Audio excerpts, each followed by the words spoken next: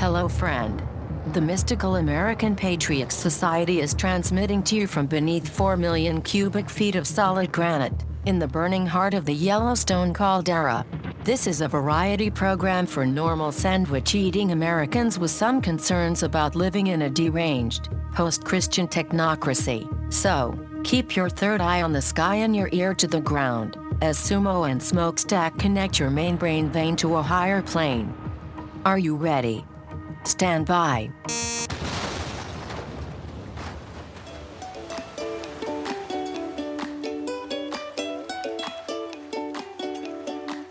Oh, man. Are you okay? Smokestack, are you okay? Sumo. Look, just open your eyes, keep calm, look at the light. I'm covered in slime. Look at the light. I don't know where I all am. right. There's a pink beam of light. Just What is hold this? on. Just grab the sides Okay. and hold on. All right. You need to be grounded. Where am I right now? And what are we Okay. doing here? And what is this place? Okay, calm down. I'm freaking out, man. I know. You are a clone. Well, that's good, I guess. You are a clone. Number Okay. one. All right. All right. We have artificially created you to serve in the Mystical American Patriot Society. Oh. You are currently presiding over one of our transmissions. Are you okay? I think I can. Is that why there's a control panel in front of me? That's why you will find that you have been your nervous system has been implanted with all the coding necessary to run a audio visual program. Oh, man. That's heavy. Right. You Okay. can't do much else. You're a very stripped down model, but Oh, man. you have been implanted with some basic blacksmithing skills in case that it becomes necessary. Okay. You know how to knit and you know how to run a control panel. Okay. All right. Well, I'll get by with that. Maybe we can talk about some upgrades. Yes. Well, that's coming. You're the latest model, number 71. Okay. 71 of planned to be 90. Mm-hmm. But we'll see. We've been having some production problems. Okay. If you find that your fingers are a little numb later, just tell us. We know how to fix that. Okay. We also made you Jewish. You're the only Jewish one we've made so far. We're going to see how that works. We'll put you on a strict kosher diet. Okay. All right. This is But a lot. you can't leave that room for ever. me. Ever? Right. Okay. If you see this, if sunlight hits the clones, they begin to break down. So you have to stay in the bunker. All right. I'll stay in the bunker. There's books here. Lots of books for you to read. We're very, very. Do I know how to read? You know how to read. Okay. Good. All right. Well, good. Well, so it appears that we're you're also recording. fluent in Cantonese. Oh. Ni hao. Ni hao. Yeah. So it appears we're recording a show right now. What's the We show are. about? What is it? What's it called? This do? is the Mystical American Patriot Society. This is our broadcast. Okay. Okay. Okay. All right, that's what this is about. This is helping normal Americans Mm-hmm. who are a little confused about what's happening in the world and the country right now. Mm-hmm. We're helping them, and this is also we're helping them on a political level, Yeah. on a cultural level, Mm-hmm. personal level, but we're also helping them on a spiritual and metaphysical level. Cool. Okay, this is a show for people who are, let's say, conservative, Mm-hmm. right? They're a little bit. They're not like extreme right wing people. They may be, I don't know, but they're just let's say right of center, Okay. pretty normal people, Mm-hmm. or maybe they're center, and Mhm. but they've experienced some things they don't know how to fit into their worldview. Okay. Like maybe they've seen a ghost, All right. maybe they've accidentally levitated. Now, see, Maybe I have accidentally levitated, or at least that memory's been implanted in my brain during the cloning process. Yes, But I'm also like a Christian, even though I'm Jewish ethnically. I'm a Yes. Christian. So is this podcast going to help me like square the fact that I'm a Christian, but I've also levitated? yeah, that's the aim. Yes. So Oh, man. let's say you don't know where to put the fact that you have conflicting worldviews. There you go. That's a great way to put it. Okay. If you have conflicting a worldview that conflicts with your experience, we're going to try to put it together. That sounds like a really helpful and necessary thing in our day and age. It's very helpful and necessary. If you have had positive experiences with crystal magic, Mm-hmm. it doesn't mean that you have to become a new age hippie. Mm-hmm. It's okay. You can still be a truck driver Yeah. and or you can still be a welder, Mm-hmm. right? Or you can still work on your oil rig and also understand that sometimes people levitate due to crystal magic Okay. or whatever it is. I don't think actually crystal magic causes levitation. I'm just using that as this, extreme example. Sure. Yeah. Okay. Just illustrating a point. I get So you. this is for truckers. This is for welders. This is Mm-hmm. for oil rig guys. Yep. This is also though for Wiccans, Mm-hmm. for astrologers. This Mm-hmm. is for hipsters. Yeah. This is for anyone in America that has questions. What really. about We're here to what answer about questions. Southern Baptists? For Southern Baptists? Awesome. It's for Ramakrishnas, really. If they want to, If they we wanna can help listen? them out a lot. Okay. We can help out everybody. This is in our house. There are many rooms, Okay. and if in one of those rooms you see a rainbow snake Uh-huh. or a thunderbird Okay.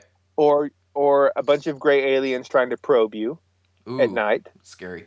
then you're welcome, right? Mm-hmm. This is a place for normal people that are trying to deal with some not normal things. Right. Okay. And we're going to bring America back. I don't know if we're going to make it great again, but we're going to at least make it sane again. Hey, since I know I'm not the boss around here, but since I'm the engineer, do I get to contribute a little something to the program too? Of course. Every clone is given a certain set of interest and specialties. Okay. And a library full of books. If you look behind you, you'll find a library completely full of books. Oh, fantastic. About things to educate yourself that you can then help Okay. the rest of us with after. So you'll have a segment during the show also. Oh, good. We will talk about, and most of the clones like to call theirs people skills or something like that. Okay. Oh, wait. But you can choose your own name. Okay. There's a button here. I'll try it when it's time to do that. Yes. It's Yeah, gonna the be people great. skills button. Now, that Okay. is a little weird because you've never encountered an actual human being before, and you will not because your immune system is very poor. Okay. I'll And so try if to you touch imagine. other skin, you will begin to die. Okay. It's like we made you accidentally with AIDS from the start. Oh, man. Okay. I'm going to stay in my bunker. You don't have any white blood cells, Ah. or very few. So you have to be careful. That's why we Okay. put you in the hermetically sealed bunker. Okay. Good deal. That sounds good. Well, great. So, I'm really hoping that at some point, as we're doing all this, we can help people sort of break free of the technocratic control grid that is apparently placed upon humankind by the forces of modernism and globalism. Do you think we can do that? We can do that. And one of the main ways we're going to do that is helping people see through that matrix they impose on you. We're going to help you see through all of the mental traps they've put you in. Yeah. Right? So, you know what we should do? You know what else we should do? We should empower people to do things for themselves that currently like corporations and governments do for them and make them helpless and useless. We should do that. That's 100% agree. The programming is already working 100% on you. Awesome. Hey, you might want to wipe some of that extra goo off though. Okay. Yeah, it's in my face. The goo's on. Yeah, the goo. It's fine. I'll catch a shower by the next goo. show.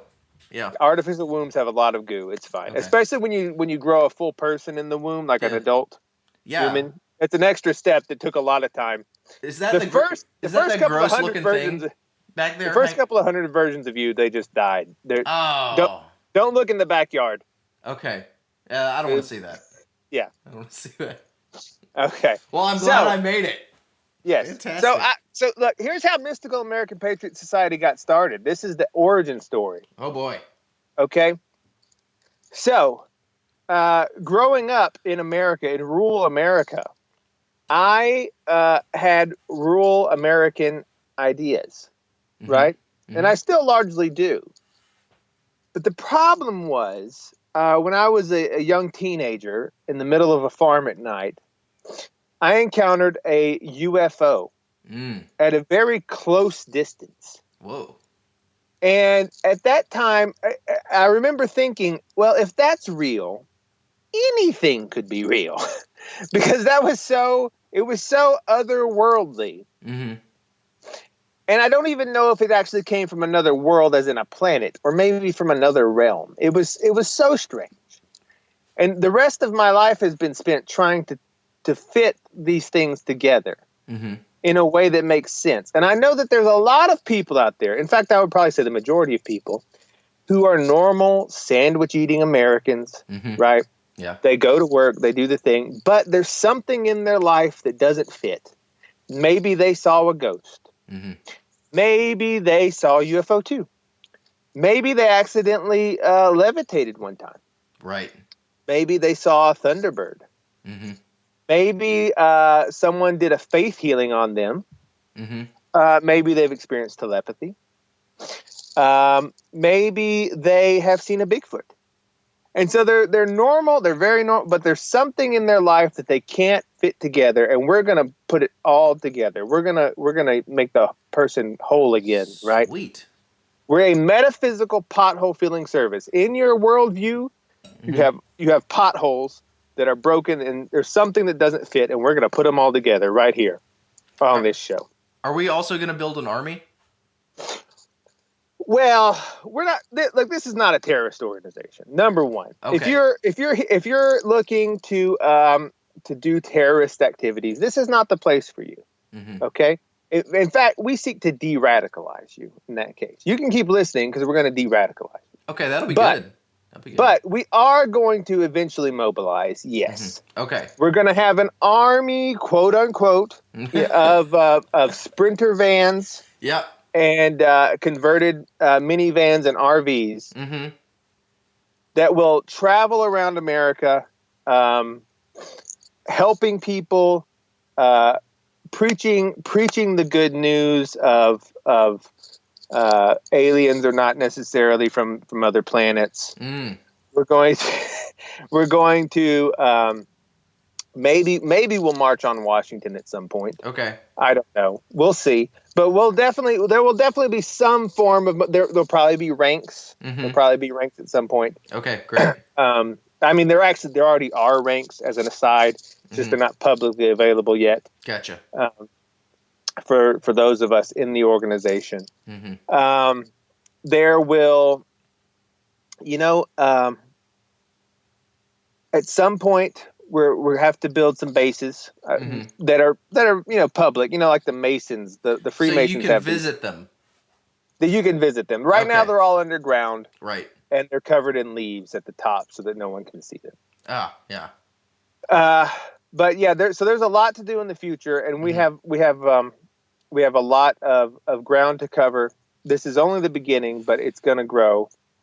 Well, I'm just glad you said that we're not a terrorist organization, because I was starting to get worried. We're not a terrorist organization. Now, as a clone, you would be a very poor terrorist since you can't go out in the sunlight. Yeah, I'd be terrible at that. Right, you'd have to be a moonlight-based only terrorist. Yeah, it really limits your options. Yeah, and especially with the poor immune system, that is very difficult. Now, we do have a more robust clone version.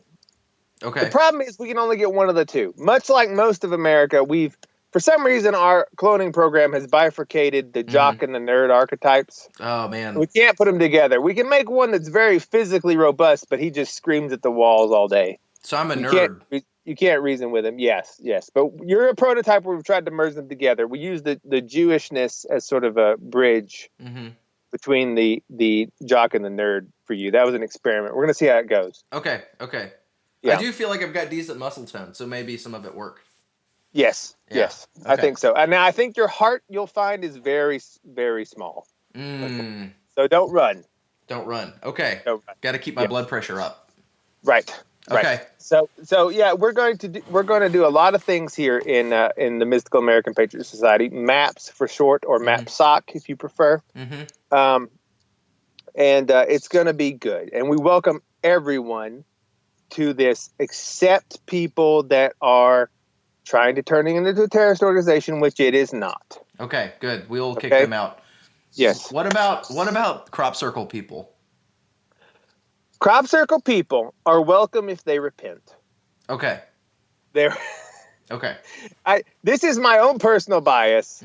In years in the paranormal supernatural spheres, I have been able to get along well with everyone except crappies. Crappies are just so annoying. I can imagine. There's a couple of them that are okay, and don't take it personally. If you're listening and you're a crappie, you're the exception.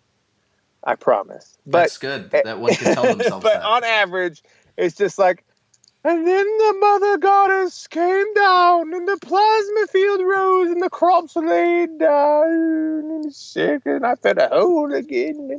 It's always some British woman. British women love crop circles for some reason. That's weird.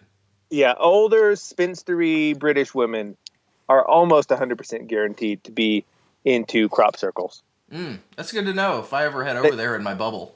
Yes, yeah. Well, we'll have a tunnel for you. Fantastic. We're still building the tunnel system.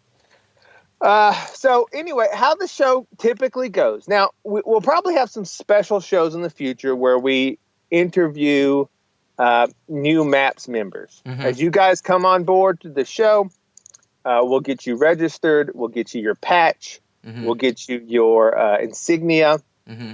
Right? Maybe your marching orders, whatever. Okay. That's a good deal. And then we'll bring you on. Then occasionally we'll interview new MAPS members just to see how they're going. Maybe we'll do that. But in general, the way these shows go is we'll do a little bit of a philosophy bit, maybe a little bit of a spirituality bit, right? And then we'll go into something a little more practical. Let's say this is a point that typically clones take up. Oh, good.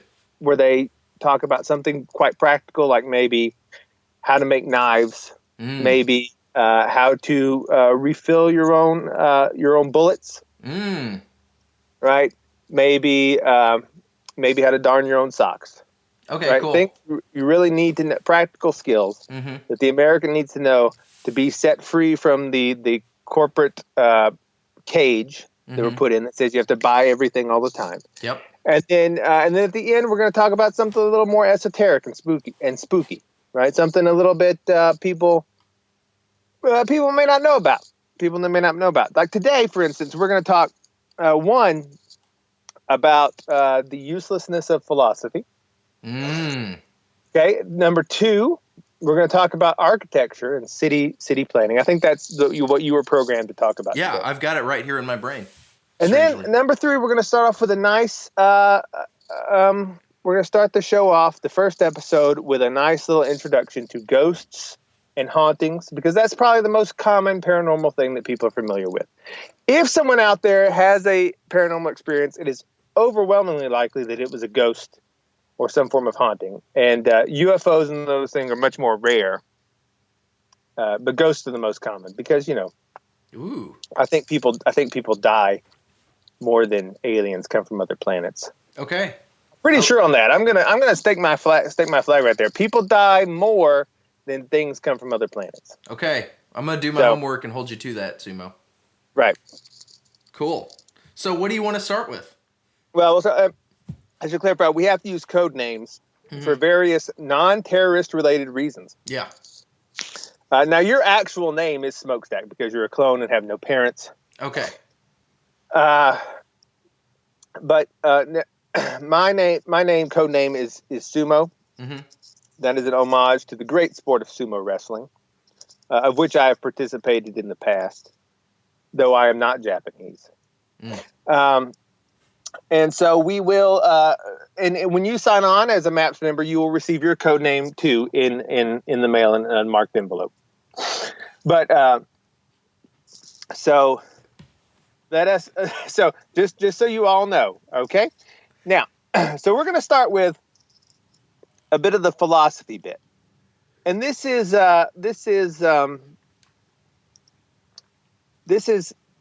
about why philosophy is sort of dumb. All right. And I mean that in all cases: political, academic, spiritual philosophy, theology. Okay.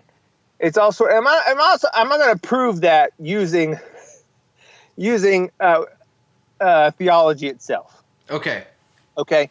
So this is a big problem in America is Americans are very divided. And we're divided by a lot of philosophical issues, I would say. And this is where this idea of incarnation Mm-hmm. becomes the central focus. The thesis of this little bit is that incarnation is where all philosophical problems are solved. All right, so I want you to think about this. Think about this, Smokestack, and listeners think about this. All right, you pick up a flower. Mm-hmm. Go outside, pick up a flower. It's perfectly simple. There's nothing complicated at all about a flower. Mm-hmm. You pick it up. It's beautiful. It smells lovely. Produces pollen. Mm-hmm. The bees like it, right? It's a perfectly simple thing. But then go pick up a book on botany. Okay. Yep. And now you've got this. Suddenly you've got this tome Mm-hmm. of graphs and charts and diagrams, and you'll have cutaways of the flower showing tubules and microstructures and filaments, and then it'll go into the reproductive cycle about the flower, and then you'll talk about you'll read all about the evolutionary origins of the flower and how it comes from a seed, and you'll learn about its molecular chemistry, and then the DNA inside that, and then you'll learn about all the subsystems and the cell work and all the different cells and the interconnected system of how these different cell systems work together, and then that chemistry the molecular chemistry is described in can be described in terms of physics, and we'll talk about how the particles stick together, and it just goes on and on forever. It's endless. And you can spend your whole life reading tome after tome after tome about one simple flower. Mm-hmm. Right? Right. And you think, and then you think, goodness, all I wanted to do was smell the flower. And it's turned into this whole mess. Yeah. And that is because the flower isn't complicated. What makes it complicated is trying to explain it. Ah. Right? Which is to say, that things become complicated only when reality is attempted to be translated into words, into syntax and symbols. Okay.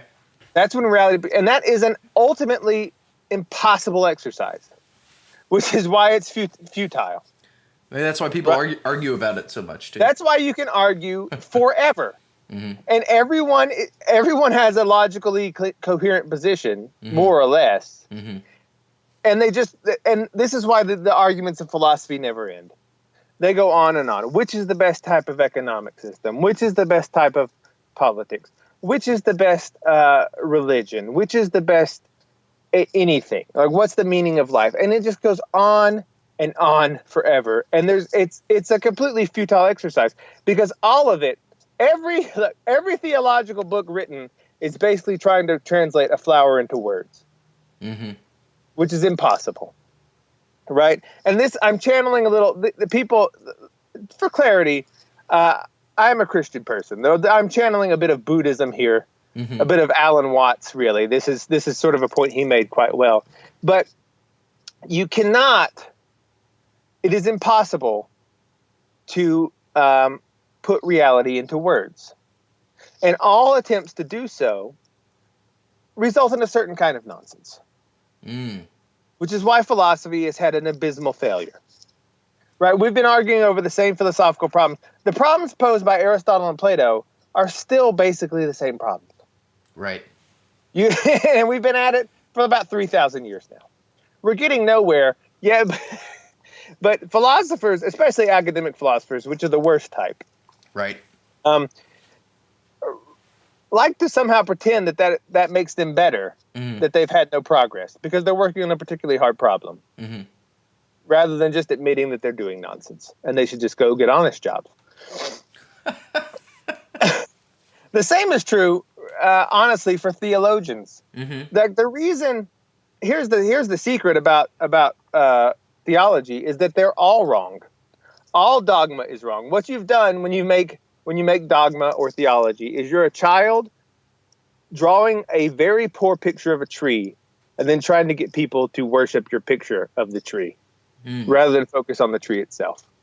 Because everything you've described in words cannot contain the fullness of it. And it always has imperfections.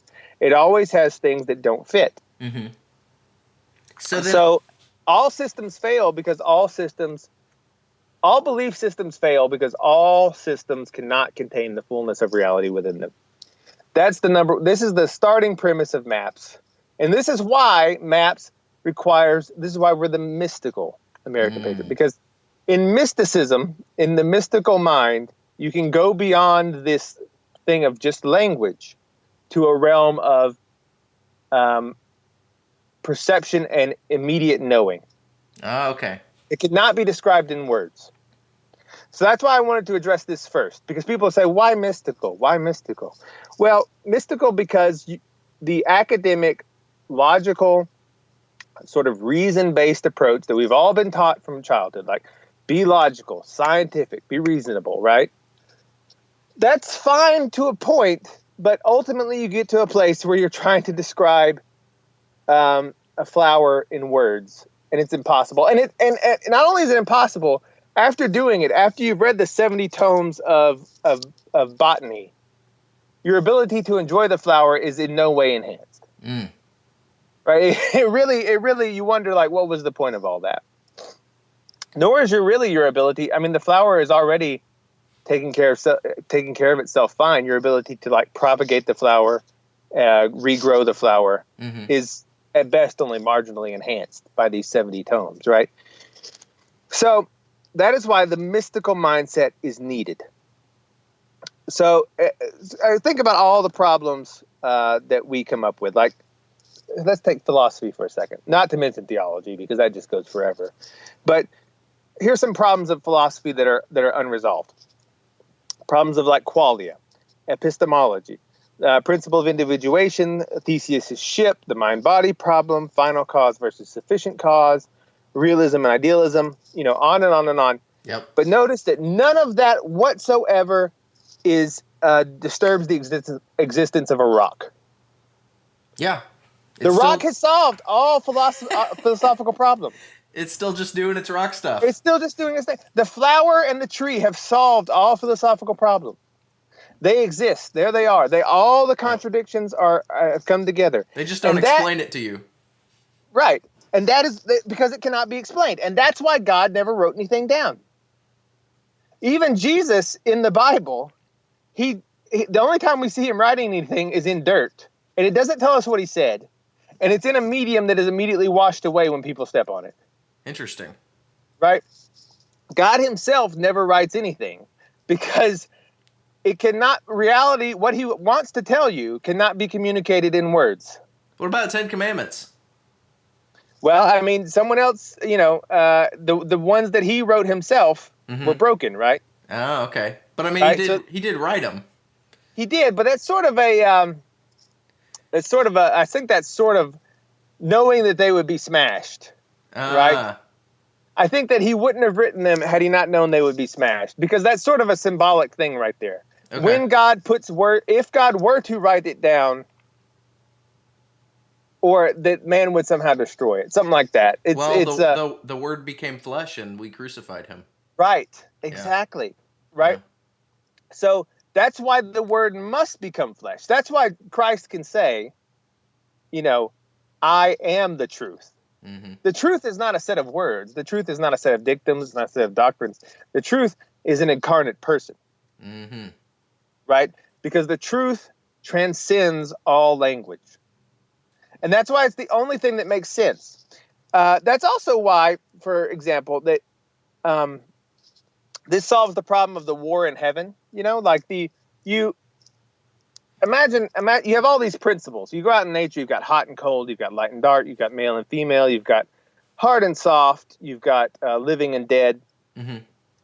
All of these things. You've got these principalities and powers, right? These what would you call them? It's a bit hard to explain, but like if you take the idea that like cold is like a thing, right? Mm-hmm. Or soft is like a thing. And you've got like and they're all of these various things that could be in existence, right? They're all at war. Okay. About what could happen. All the possibilities are at war. That's what the war in heaven's about. But yet, in the human person, they all come together in perfect harmony. For the human person has male and female. It has the ability of light and the ability of dark, to experience both. It has hardness and softness. It has life and death. It has all of them together, right, in itself. And that's why Christ says the kingdom of heaven is within you, right? Because the culmination of the universe and all the warring principles and all the various possibilities distill down into a perfect harmony in the human person, which is why God incarnates into one. Is this making sense? Sort of. Sort of. I have many questions, but I'm just holding them. All right, let's shoot some questions. Start with some questions. Okay, so where does this view leave your assessment of Scripture, of the Bible? It leaves it in a good place. It is. So okay, how about, have you ever heard the idea of a koan? No. Okay, a koan is a beautiful idea from the Zen tradition, and it is a puzzle that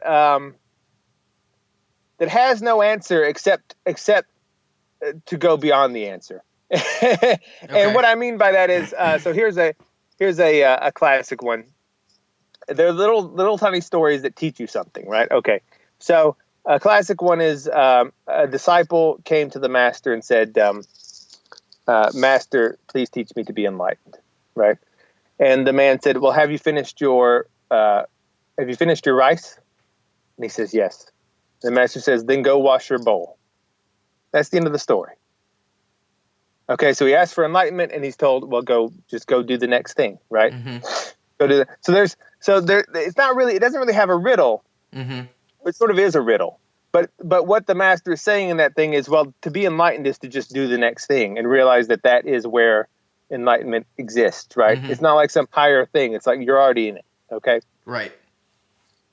The Bible has many passages that function like that. The Bible is a very complicated book. I agree with you there. But let's take the commandment, the first commandment, thou shalt love the Lord thy God with all thy heart, soul, and mind. Okay, so that's an interesting one because you get put instantly in a double bind because you're being commanded to do something which will only be acceptable if it's done voluntarily. Right? You cannot command, so if you command someone to love you, it doesn't work. Like, you must love me. Right. Because the only kind of love that is acceptable to anybody is that which is done voluntarily. Right? And so God gives you this command, not because God is foolish, but because he's very, very clever. And he wants you to see that you cannot love on purpose. Right? And there's a lot of Scripture is like that. It's like it's all pointing to Christ, to the incarnation, to this revelation. Yep. But it is all it's all like a finger pointing at the moon. It's saying, look over there at the moon, but people get focused on the finger. Again, it's the idea of they've drawn a picture of the tree and they're focused on that rather than the tree itself. Right. And so all of Scripture, I would say, is very useful to the point that it points you to Christ. But at the minute it points you away, then it becomes worthless. So if the Scripture is not pointing us to Christ, we're misusing it. You're misusing it. You may as well just burn it. The worst idols are not those made of clay and stone, but those made of ideas. Right? You form all these. This is the whole history of people killing each other in the name of Jesus. Right? We have to go to war and kill him because his ideas about Jesus are slightly different than mine. Right. Because you've created this idol of your ideas, and you're trying to instead of living incarnationally, where the rock solves all philosophical problems, you're trying to say, well, no, I've solved them in my words. Gotcha. Right? Here they are, and that can never happen. Well, this kind of speaks to the idea that there's so much within Christian doctrine that really can't be explained, like the nature of the Trinity. Right. You can't, anytime you try to explain how that works, you end up in some bizarre heresy. Yes, because what it is now, but notice that again, in the actual physical person, the idea of multiplicity and singularity is completely fine. Yeah. I mean, we contain a multitude all the time. I mean, there's multiple parts of you.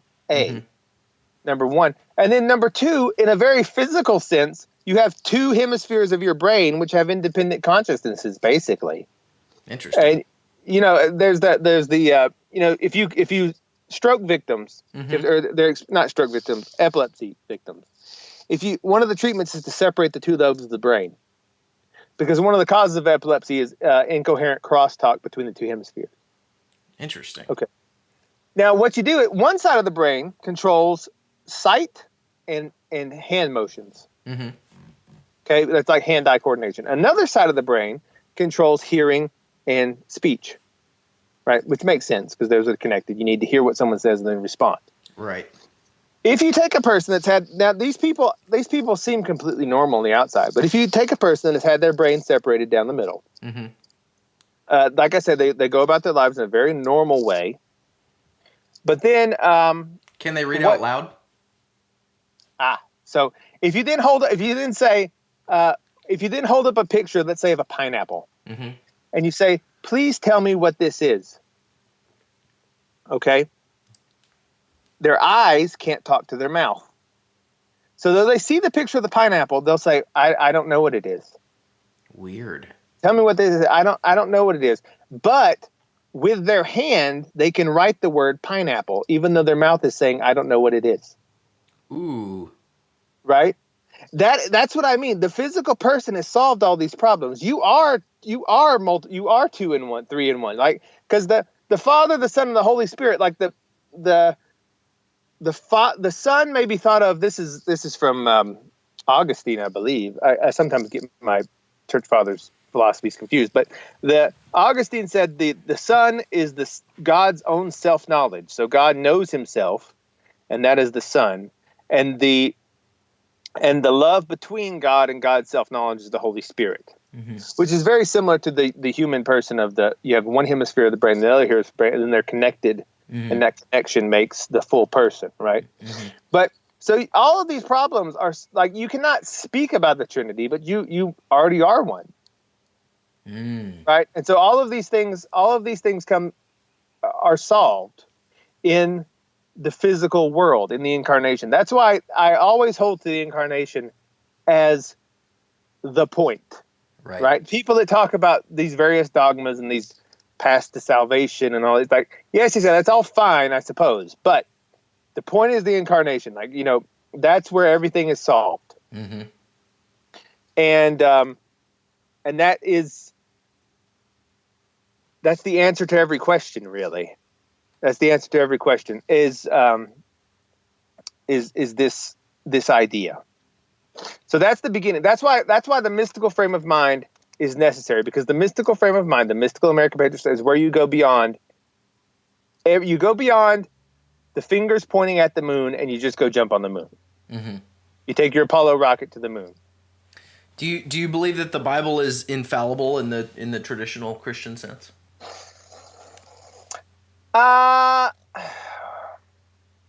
it's a bit of a hard. I always thought that question was sort of weird, because it's like, well, that depends on what you. I mean, it doesn't mean anything until someone reads it, right? Okay. The words on the page don't mean anything, and then when I read it, what I come away with it is certainly not infallible. So I've always felt that was a weird statement, because I don't know how.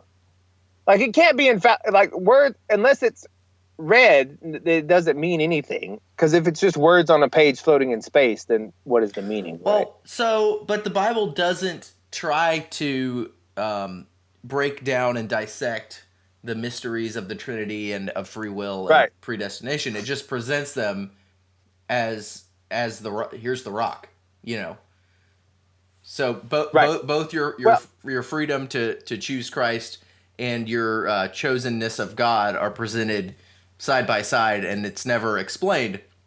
So it seems like it's that by the inspiration of God, the Bible is written in such a way that it's not going to try to take something that shouldn't be expressed in words and can't be expressed in words, and it just leaves it there this is the flower, this is the rock.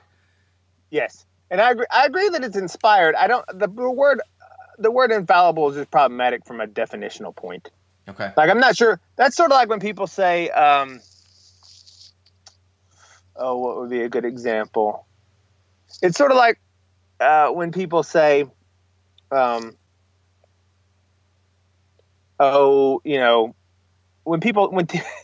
people talk about, let's say from a Catholic perspective, Mm-hmm. if someone talks about transubstantiation, it's like, do you believe in transubstantiation? It's like you gotta say that you do. You gotta make all the definitions, yeah. And then, but then you ask them about it, and then you don't even, when you're finished, you don't even understand what it is you're supposed to be agreeing to. Gotcha. You're like, what? What is this? What right. Substance? And then it is, but almost every Catholic has no idea what it even means, but they're supposed to admit that they believe in it, and that's my problem with the infallibility thing. Right. So I don't think most people even understand what that would mean, and I don't even think I would understand what that would mean. So So but see, this is the trouble. This is why the devils are legalistic, because they want to trap you in words. Like the devils are always the worst legalists. One of the biggest tricks the devil ever pulled is not to convince people he didn't exist, but to convince people that God is the legalistic one. Oh, like the devil's up there, like, see, I got him now. He violated commandment X and Y and Z, and now he's mine forever. And then if the guy just says, "Hey, I'm sorry, God," okay, no problem. The devil's like, what? No, he did. He broke rule X, Y, and Z. He's like, shut up. I don't care. The letter killeth and the spirit giveth life, as Paul said. It's not that the letter is useless. Right. And again, it's not that philosophy is useless or theology is useless. It's only useless when you take it seriously. It's supposed to be for fun.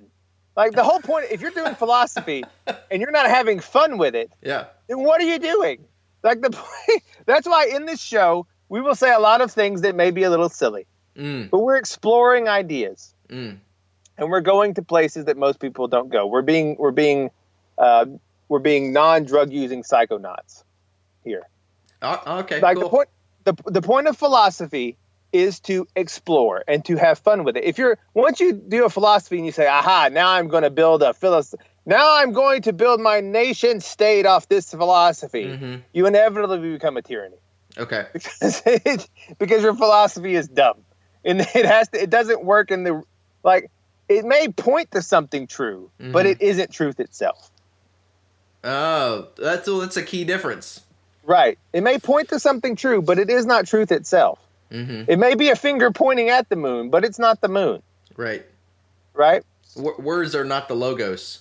Words are not the logos, despite the logos meaning word, right? Yeah. Because the only way the logos could ever be truly expressed was to become incarnate. All the rest of it was preamble. Gotcha. Right? So that's where we start from in the Mystical American Patriot Society. We're going to teach you how to go up. We're going to bring your mind up out of the realm of just words. Because all public education does is teach you to think in words. And words are very slow. Like, you think about this. People think they can't do physics, right? I have some training in physics. People think they can't do physics because they can't get over the math of it. Right? And the math is just a sort of language. But if you throw a baseball at them, they can catch it. Right. Which is a highly complex physical calculation. Oh. And they do it without even thinking. Okay. Like when a lion chases a gazelle and the gazelle turns sharply and then he turns more to head him off at the pass, the lion is doing superb physical calculations. He's hitting his target. When you hit a baseball with a bat, you've done a very complex physical calculation you would have to, do some doing to make a computer do. Like that's why robots have a lot of trouble doing things in the physical world, because you need rapid calculations of physical things happening right now. That's why robots have so much trouble. Interesting. So the human person, again, the incarnation, what you actually are, has no trouble whatsoever with physics. The only problem comes when people try to put it in words. Right, you understand that hot thing. You understand all of the principles are there. Right. You understand the hot and the cold, and the more energetic is the hot, and it can cause burns, and it can cause increased pressure. And you understand light, and you understand motion and gravity, and all of this stuff because you get through the world just fine. Right. The only trouble is coming when you try to put it into words. And that's true of everything. Okay. Right, and so we're going to teach you to go beyond that into just knowing God like you know how to catch a baseball, and not knowing God like a physics equation. Ah. Right. Okay. That's the goal here. That's the goal. So that's a good introduction, and that's also why we wear esoteric socks. That would explain these strange socks I'm wearing. I ran into a big problem this weekend. I had 5 non-matching pairs of Bigfoot socks. I could only find one of each. So did you wear all 5? I was like, what are the odds of that? Well, I didn't wear one of it because there were 2 different. One was green and one was like yellow, and green and yellow on each foot. Well, I feel like if they both have a Bigfoot on them, they match.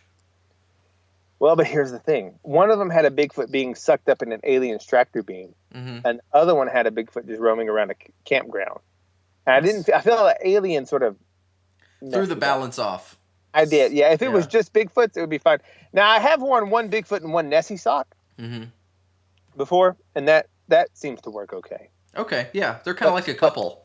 Yeah, because they're both cryptids. Aliens aren't really cryptids, though, which is the problem. Gotcha. Yeah, but, so a little bit of sumo wrestling here, a little bit of not philosophy, a lot of sock wearing. Okay. That's what we're about. Good deal. All right, so now let's try out your programming. Let me put in the things here. Let me do the typing. Okay, I believe I uploaded your programming there. Did you feel anything? What would you say? Oh, yeah, there it's working. It's working. People skills. We have people skills. Ooh, we do have people skills. See what I mean? We were talking about, thinking in words and doing physics in math, and I'm thinking to myself, how do we get into that frame of mind where we think we can't do physics because we can't do the math? Right. And I think a part of that is the environment in which we live and grow. The things around us. And the way we live affects the way we think about ourselves. Okay? And I think that one of the huge chunks of that is architecture. Okay? This is already going so much better than the previous model. He started saying, I tried this last week with model number 70. And he said, one of the problems is architecture. He kept saying it just like that. Oh, I can see why you killed him. Then he eventually had a stroke.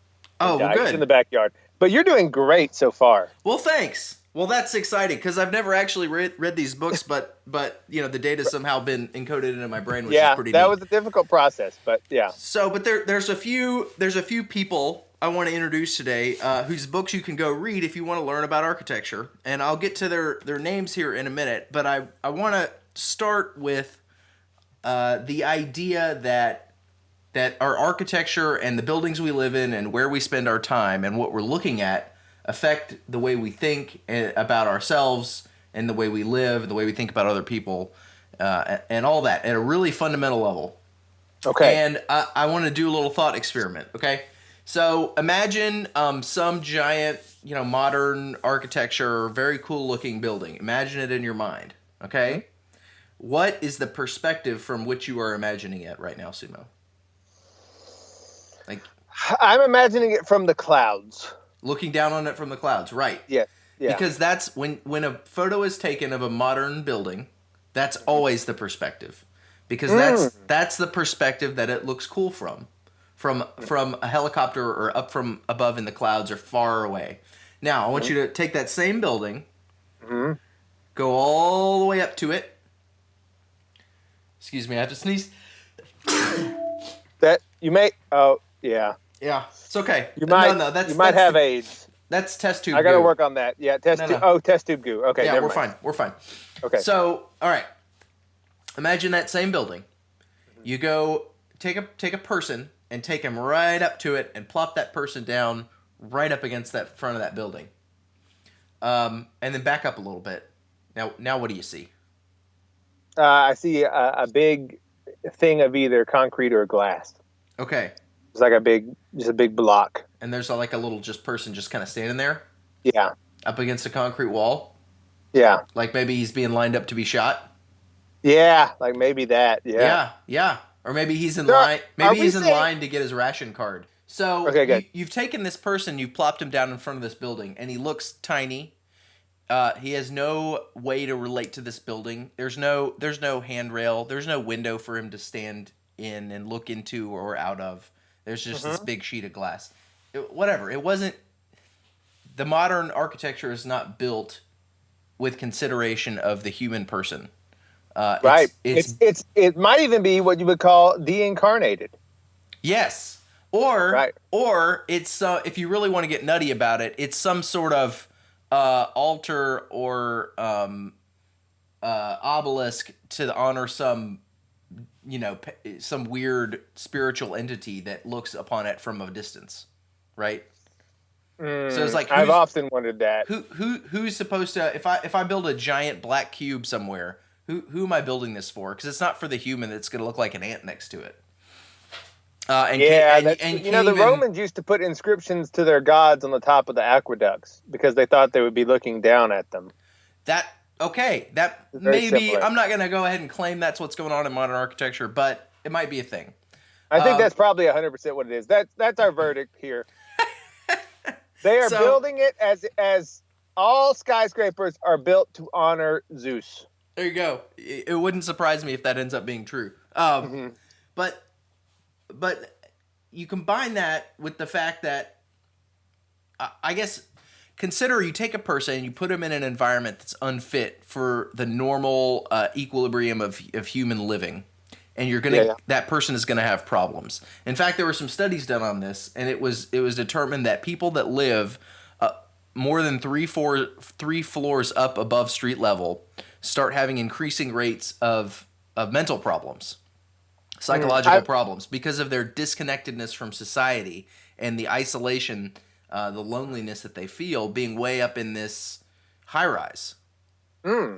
It's almost as if when one is disconnected from the earth itself, one begins to have problems. Or just for the combined energy of social life. When you see, I don't know if you're like this, but if I'm on Instagram or something and I'm flipping through stuff, I follow photography, architecture stuff, and the beautiful street scenes that are so pleasant to look at are never between two giant modern high-rises. They're in some little town or some village that may or may not have been built a long time ago, but it was designed as if it were built a long time ago. And what I mean by that is narrow streets, little stoops, nice places to gather, awnings, windows opening out to the street so you can interact through the envelope of the building, all sorts of little design cues that make the buildings and the streets themselves a place where it's positive for human life and human interaction. And when you break it down, building things according to human capacities and at human scale, in a way that flourishes human interaction and human life, I think that is probably the best way to think about so-called traditional as opposed to modern architecture. Modern architecture doesn't consider these things. Traditional architecture does. And so I want people to start thinking in terms of building their own homes and designing their own houses, choosing the place where you're going to live. Because I know not everybody can build a home. If you're looking for an apartment somewhere, if you're moving to town, you can learn a lot about proper pro-human architectural design that's going to enable you to choose a much happier place to live.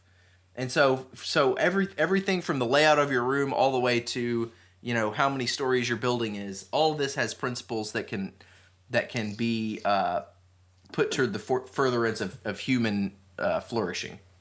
Right, man is the measure of all things. There you go. There you go. And when we try, this is people that don't believe that build these giant monstrosities. Yep. And it's also, this is a point where even though I am what you would call right-wing-ish, this is where I totally agree with the people that are worried about the environment. Yeah. Is that we build these cities that are complete monstrosities. Yep. Overcomplicated. And they're overcomplicated. They use way more resources than are necessary. They pollute. They hurt the local animal life, because it's all this trying to build this. I don't know. It is sort of trying to build these things for people from looking down on us from the sky. Well, you're taking a bunch of people, you're putting them in a technocratic cage and disconnecting them from the harmonies of the created order. And I say the created order on purpose because I'm coming at this from the idea that God Almighty made the world in a certain way, and even though we've done some damage to it, that the created order is an order that we're made to live in and derive our living from. Right. And if you're living in a 40-story penthouse, like, you have zero connection to that, and it's going to cause you all sorts of harm. You can do it. Here's my experiences with cities. Okay, so I'm going to use 3 examples that come to mind now. Okay. One is, I think you can get this problem 2 ways, horizontal and vertical. One is New York City, right? New York is a vertical. It's exactly what you talk about. These giant obelisks that go up, and everyone is they're like in these columns, and you go up, and then you're disconnected from everybody, and it's weird, right? It's a weird environment. That's why there's a lot of depression in there and stuff. Yeah. The opposite of that, or maybe not the opposite, but the wingman of that is the horizontal. Like, I went to Houston not long ago, and Houston is a nightmare. Oh, dude, yeah. It's like Dallas too. It's like 100 miles diameter circle of sprawling traffic and just repeated. It does look like a cancer. It's like, this is a cancer on the face of the earth. Like, what has happened here? Yeah. Right. Okay. So those are 2, and so you can disconnect vertically or you can disconnect horizontally. And that's a beautiful way to put it. And in one of the books that I want to introduce, it's called The Architecture of Community by Leon Crier, or Crier. I'm not quite sure how to pronounce his last name. His shtick is he writes these really nice books, but he also draws these little comics illustrating his points, and they're all through his books. And exactly, there's errors of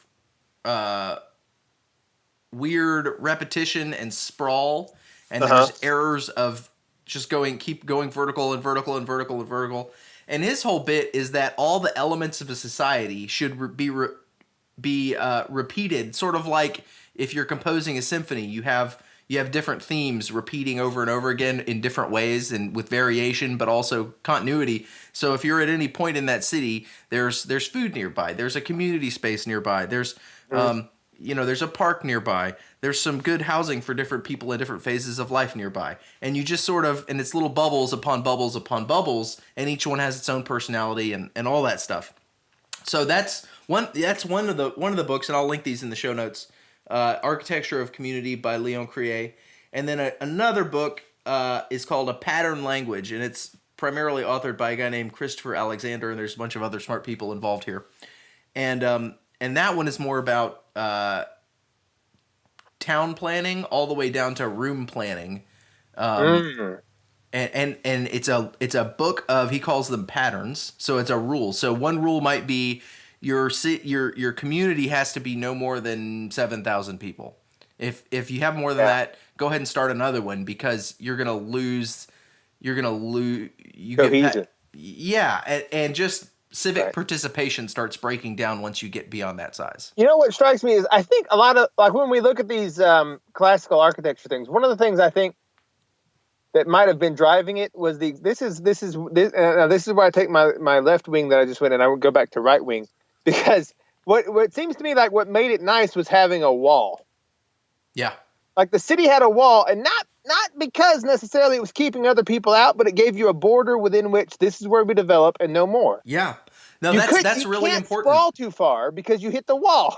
That's really important. No, and the ideas of walls and gateways, it's Yeah. talked about in a pattern language. It's as you enter a neighborhood, there should be some sort of a gateway, like an arch or a monument or a wall with a opening in it, and the road passes Some through. sort of spiritual guardian that guards the entrance. Yeah, because it gives the people living within that space a sense of this is our space, this is our little sub-community, and you can have these little gateways and these entrances. Like, think of the way a river divides a city, and the people on the west and east side of the river, they have their own sense of community on that side of the river. You know, it's not like they fight with the other people over there, but it's just like, me and Sally both grew up on the east side of the river, and we got to know each other walking along the east river bank and all that, that kind of thing.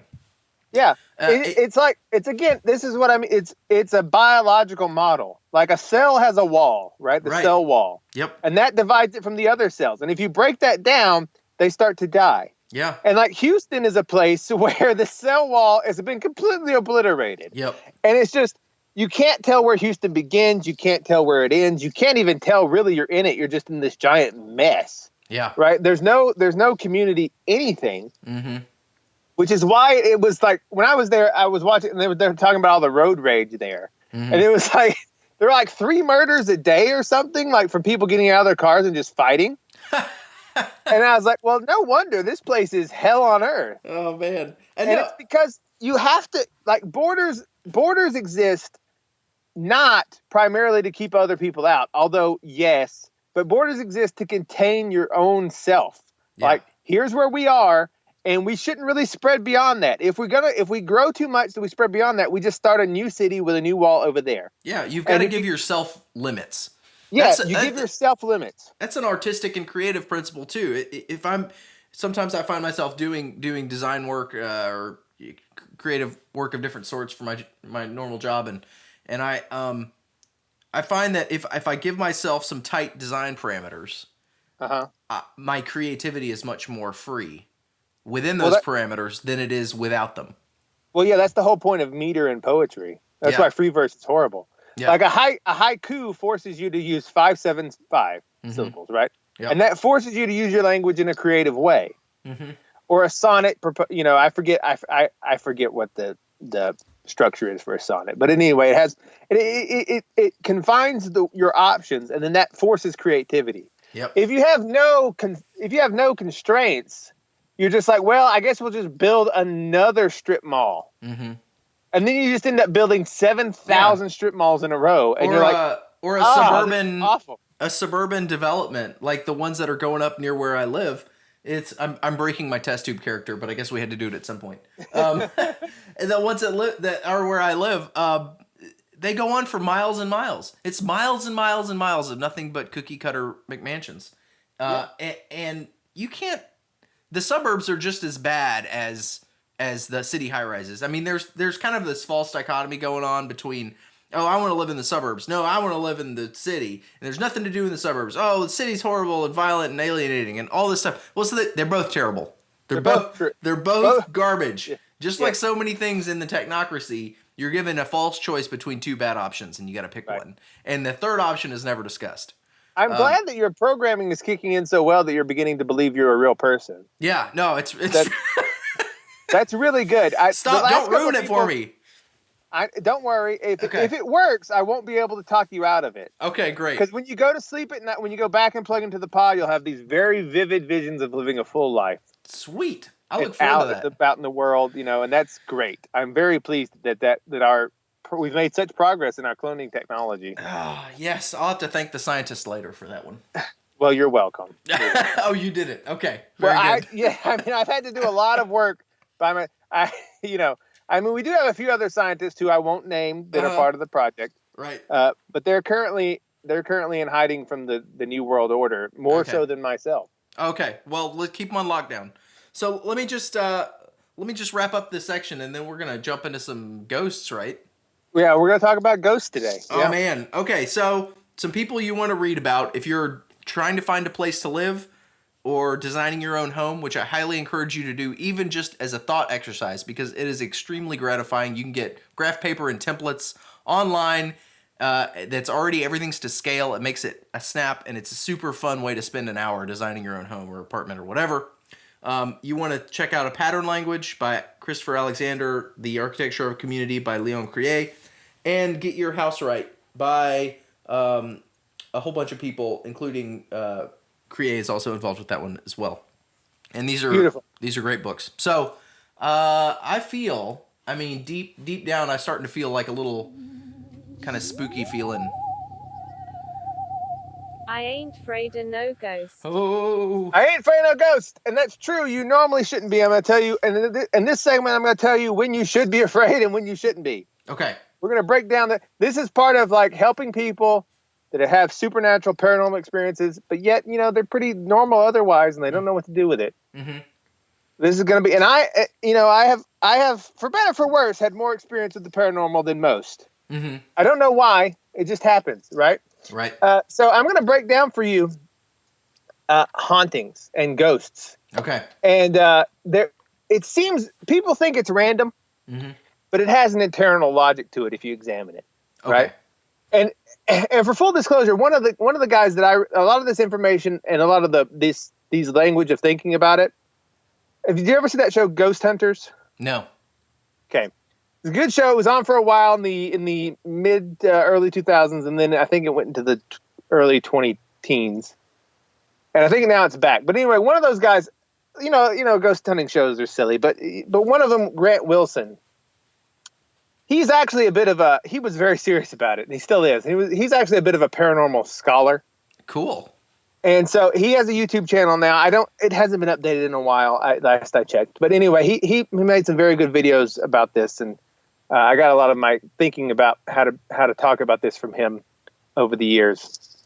Good guy. If you want to check it out, his stuff is very good. But we're going to talk about types of hauntings. Okay, so now, Sumo, in your programming, did we implant you with any memories of having a ghost ever? No, I've never had a ghost. Okay. No ghosts. Okay, good. Now, the thing about me is I have never actually witnessed a ghost myself either. But everyone that I know in life pretty much has, which is strange. Like people come to me like, "Hey, I saw a ghost," and like, okay, so this is one of the more common paranormal phenomena. Okay. Is seeing some sort of haunting, and I use haunting maybe more than ghost. Okay. A ghost is separate from a haunting, but we'll use them somewhat interchangeably for now. Okay. So there are four main types of hauntings in the classification system here. There are four main types, and we're gonna go through all four of them. Number one, maybe most common, is a residual haunting. Okay. Does that make any sense to you? Just the words. What does that make you think about? A residual? Like Slimer flew by and he left some green slime on the corner of the dresser. No, not like that. Residual is, first of all, a residual haunting is a non-intelligent haunting. Okay. There doesn't seem to be any sort of intelligence operating behind it. Okay. It appears this was coined. I forget who was the guy that coined it. A fella in the early, I think in the 1950s, he coined this term, stone tape, the stone tape theory. And his idea about this was that the materials in the world, like just maybe the stone under the house, maybe the house itself, maybe something, we don't know, had recorded this information somehow. And then under certain conditions, it was played back. Oh, okay. So a residual haunting is basically like a videotape or an energy tape, we might say, being played back. It doesn't interact with anything. You can't talk to it. It doesn't have any malicious intent behind it. It doesn't have any good intent behind it. It's just literally a repeat of something that happened. Usually something that happened several times. So classic example is a woman, you move into an old house, right? And you start hearing footsteps in the kitchen. Okay.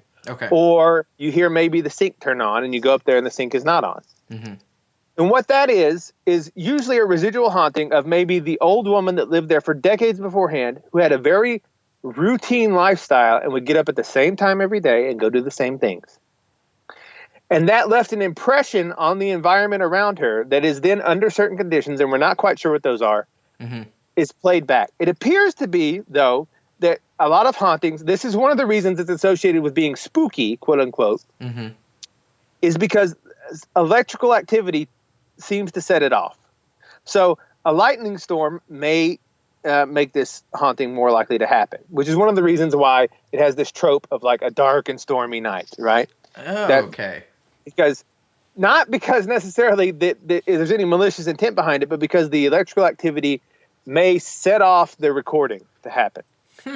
This explains a lot of stuff. Okay. This is why ghosts walk through walls, as it were. This type of ghost, anyway, because they're not going through the wall; they're going through a place where the door used to be. That makes sense? Right? So they're not, especially if a home's been remodeled, right? The ghost will go through, they'll walk the same track. They pay no attention whatsoever to what has happened. It's just an exact playback. Okay. They go through where the door used to be. That's also why they appear to hover or fly, because they're going up flights of stairs that are no longer there. A classic case in Britain, they have the old Roman roads in Britain from the Roman Empire. Yeah. There's a city there, and the name escapes me at the moment, where there's a famous residual haunting where people will, not very often, but often enough that it's become sort of an urban legend, see armies of soldiers walking across the place, right? Except that they're walking and about their thighs below are in the ground. Oh, weird. But that's because over the years, that where the road was has sunk and new ground has come up over it in the past 2,000 years. But they're still walking on the same exact road. Right? So the road bed is still buried there. The road bed, yeah, it used to be on the surface where they were walking, but now where they're walking is under the surface slightly.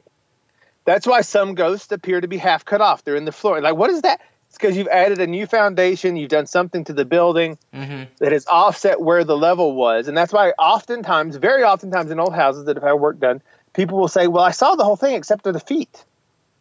It's because the feet are at the lower level where the house used to be. Weird. Okay. This is a residual haunting. Now, what do you do with a residual haunting if you have one? Well, first of all, you don't have to do anything. Understand that if it doesn't interact with you, it's not like attacking you. It's not scaring you, purposely. It's just doing the same thing every day. It's not dangerous. It's not going to do anything but that thing. So one thing you can do is just learn to live with it. It's not going to hurt anything. It's just the ghost that turns on the light every now and then or whatever. But if you do want to get rid of it, if you're just very uncomfortable with it, what you have to do is figure out what the energy is attached to and get it out.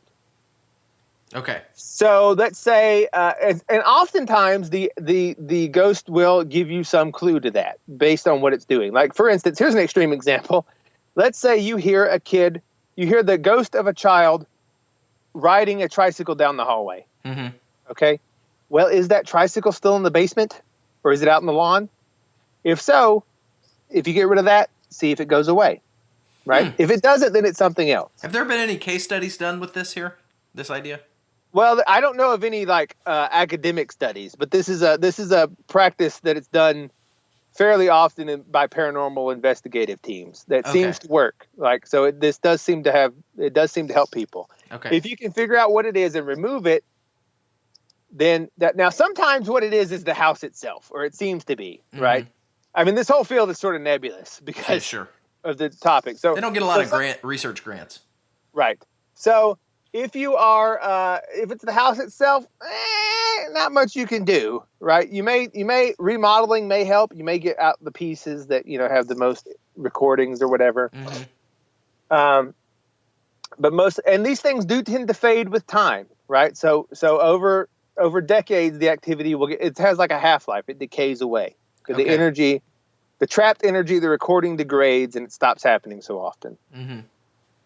This leads to weird things. Like there's one case of a woman, there's probably more than one case actually, but sometimes people say they'll be haunted, and they've been living in the same house for a long time. And it turns out, it seems that they're being haunted by a younger version of themselves. Oh, weird. Because it's not a spirit, right? It's just somehow the energy is being replayed. So as a kid, say they did the same thing every day or very often, but they would come home from school at the same time, throw their backpack on the ground and run, right? Then that person may hear sometimes at like 3 in the afternoon or 4 in the afternoon, the sound of door slamming and then footsteps running across real fast. Okay. It's not a spirit. It's just them being replayed from when they were younger. Right. And I know that sounds weird, but you can haunt yourself in that way. So is there, am I supposed to understand that there is some sort of weird quantum physics thing happening here? This recording and playback mechanism that is theoretically explainable within like the natural world. It's not this. It seems like a non-spiritual explanation that you're giving. Well, here's the number one in maps. We make no distinction between the spiritual and the natural. Ah, okay. They are the same. Okay. They are the same. But number two, yes, it does seem to be there's some sort of mechanism here that's unidentified. Okay. Happening. Because this is so that's number one. That's residual haunting. This is probably the most common, to be honest. Okay. Is a residual haunting. If you live in a place over a bunch of granite, a bunch of limestone, a bunch of quartz, that tends to make it more likely too. We don't know why. Something about those stones. But if you look at maps of like places that report the most hauntings, and then a map of geological surveys, it's like a 1-for-1 hotspot. It's very strange. I don't understand it. That's why it was called the stone tape theory, because we thought, well, maybe some types of stones somehow record this. We don't know. Well, it's sort of like if you take a nail and you hold it up to a magnet long enough, the nail carries a magnetic charge for a little while. Exactly. It's very similar. Very similar idea. Okay. So that's number one, residual hauntings. Number two, intelligent hauntings. And by intelligent, we're going to specify human. Okay. This is what most people think of when they think of a ghost. This appears to be the soul or spirit of a dead person that is still in the place. Okay. Now, why do we think it's a person? Well, I'll talk about next, inhuman hauntings, which are things like, let's say, demonic activity. And there's a tendency, a bunch of Christians especially have a lot of problems with human ghosts because they don't know where to fit it into their theology. That's what I'm wondering. Right. Okay. But here's one of the reasons you may think, here's a good piece of evidence to think that that there's a difference between human intelligent hauntings and demonic or angelic intelligent hauntings. And that's because the human ones do not respond to religious invocation. Okay. So if it is a truly negative spirit, like an inhuman spirit, it's actually, they almost always and perhaps always respond to religious invocation. Okay. Like invoking prayers, symbols, signs. They seem to actually not like that. Okay. Okay. But these other spirits, it doesn't seem to register with them. And these are also the same spirits that don't appear to be particularly malicious. They do appear to be intelligent in that they interact with you and they do different things, but they are not like for instance, if you hold up a cross and cry out in Jesus' name at them, they don't go running away. Okay. Okay. Now that to me is a pointer that they may not be demonic. Right. So that's one of the ways you think about that. Okay. So, an inhuman intelligence. Now, these things are they may do things that seem malicious. Okay, this is an important thing. You have to sort of put yourself in the perspective of the ghost to understand. Like they may shout or scratch or shove you, right? But that's not necessarily malicious. Like a lot of people will report being pushed, scratched, shoved, like something like that, right? When they're in a haunted house, right? This is more than likely the ghost trying to get your attention. You have to imagine there's some sort of veil. It's very difficult to sort of put into words, but communication across the realms appears to be difficult, right? And so they may be sitting there in the room trying to get you to hear them, and you're just not doing it. And they try shouting, and you're not doing it. And so eventually when they're trying listen to me, and they start getting a little more aggressive about it. Okay. It's not because they're being mean. They just are trying to get your attention. Now, sometimes they are being mean, right? But most of them are just very frustrated people. Now, how can this be? How did one end up in this position? Exactly. How does one get here? Well, this how do you fit this into your various theologies? Okay. Well, so it is basically you're imagining some sort of purgatorial type scenario. Okay. Right? There is something that they're here and they can't let go of. Maybe they are maybe they could not let go of their spouse and they're jealous and now they're in there with someone else. The jealousy is keeping them here. Maybe they're angry. Right. Maybe they're feeling embittered that these bad things happen to them, you know? Maybe they are, who knows what it is, right? But there's some problem they have not been able to either get over or repent of or whatever. They're not like sinking down into hell, but they're still sort of trapped. Okay. Right? And this is why these things also have a half-life, because at some point they will get over this and they will move on. Okay. Right? This is why you don't have caveman ghosts, because wherever like this, people are always like, well, why are ghosts always like people from the 1800s or whatever, or like recent? What about the ghosts from, prehistoric times? It's like, well, there aren't very many of them because they're either their residual energy has decayed away or they have moved on. Okay. Right? So this is how you get intelligent hauntings. Interesting. Number 3, and perhaps the strangest. Well, I'll save that one for last. Let's do number 3. Let's do poltergeist. Okay. Poltergeist. Some people use the term interchangeably, but I think there's a distinction to be made here. Poltergeist comes from the German, means noisy spirit. Okay. Okay. Now, the poltergeist is something caused by a living human being. All right. Now, I know that seems a little weird. So, like telepathic. Something like that. Okay. And the reason you may think this is, one, again, they're not intelligent. They don't interact with people. Their actions seem to be completely random. Okay. Like just things knocking off the shelves every now and then, things opening and closing, like, that sort of stuff. That seems completely random. And they tend to be associated with chaotic times in people's lives when they're highly emotionally charged, and very often women who are either prepubescent or menopausal. Interesting. Women do this more than men. Men can't have poltergeists, but this is where the trope of a witch comes from. But like, say, a menopausal woman, and she's entering a different phase in her life.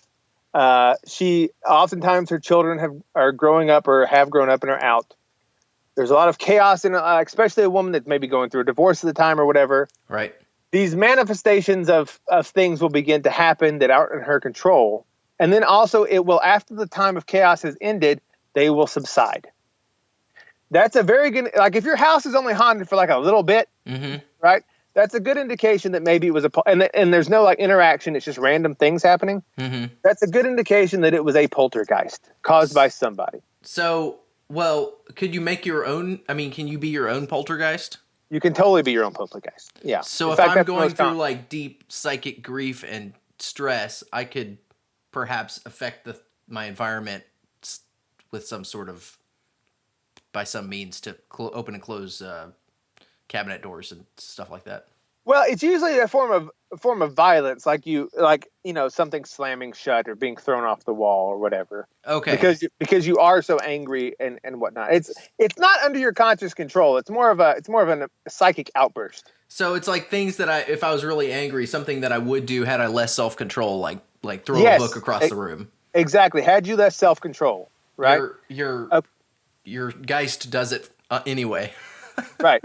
This is one reason why it's so difficult to study. The poltergeist is the hardest version to study because it is random and uncontrolled. Right. Like, it's just like someone will report, like, I don't know, things like fly off the shelves, and it's like, does this just start happening? It's like, yeah, just recently. And then like you talk to them a year later and it stopped. Okay. Right. And so that's a clear, like, this is something probably caused by you. Mm-hmm. And it's much more often if you're a woman. Women have a lot more deep, uncontrolled rage. Okay. It's just seems to be true. Okay. Yeah, okay. I think it's because men can let their rage out. They go to a boxing gym or something, or they go shoot a gun or something. Mm-hmm. And women could do that, but they most often don't. And so they just pin it up inside until they are psychically throwing things off the wall. Interesting. Okay. Number 4, and this is the most confusing and controversial, is inhuman hauntings. Okay. Okay. What we mean by that, this is an intelligent haunting. It's not residual, and it is of some sort of entity or spirit that is not human and was never human. Okay. Okay, so this falls into roughly 4 categories, 2 of which are going to be sort of familiar, and 2 of which are going to go, I don't know about that. Okay. Right? And that's perfectly understandable, and I'm sort of with you on some of it. Okay. That's kind of been my position throughout this whole segment. I don't blame you. This is a hard thing. Like, I would not take this so seriously had I not had so many people in my life not brought this up repeatedly. Mm-hmm. And also, I think you have to think about, for the Christians out there that have trouble with the ghost thing. Mm-hmm. I will just point out that it is completely biblical. The Witch of Endor brings up the ghost of Solomon. A. Okay. And B, the apostles believed in ghosts wholeheartedly. So it's probably okay for you too. Because they thought Jesus was a ghost when he was walking on the water. Mm-hmm. And they also thought he was twice. And they thought he was a ghost when he appeared after being resurrected. Oh. So they were twice afraid of ghosts. So I think if Peter and James and John believe in ghosts, you can believe in ghosts too without being in serious heresy. One of the things is people... You're put in this position because the apostles believed in all sorts of strange things. And you're put in this position of being like, well, they were sort of like the fathers of the faith.